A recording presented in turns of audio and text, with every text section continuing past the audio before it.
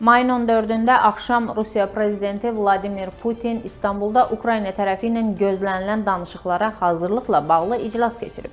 Bu barədə dövlət başçısının mətbuat katibi Dmitri Peskov məlumat verib. Peskovun sözlərinə görə görüşdə Rusiya Danışıqlar qrupunun üzvləri, eləcə də təhlükəsizlik orqanlarının əsas nümayəndələri, Xarici İşlər Naziri Sergey Lavrov, Müdafiə Naziri Andrey Belousov, Rusiya Milli Qvardiyasının rəhbəri Viktor Zolotov, Təhlükəsizlik Şurasının katibi Sergey Shoygu, Baş Qərargah rəisi Valeri Gerasimov və Federal Təhlükəsizlik rəhbəri Aleksandr Bartnikov iştirak ediblər. Bundan başqa görüşdə döyüş bölgəsindəki qrupların bütün komandirləri iştirak ediblər. Nümayəndə heyətimizin İstanbula yola düşməsi ərəfəsində Prezident Putin Ukrayna tərəfi ilə qarşıdakı danışıqlara hazırlıqla bağlı görüş keçirib, deyə Peskov qeyd edib. Qeyd eləyək ki, Rusiya nümayəndə heyəti İstanbulda Ukrayna nümayəndələri ilə görüşə hazırlaşır. Burada iki tərəfli münasibətlərin əsas məsələləri və münaqişələrin həlli ilə bağlı müzakirələr aparılacaq.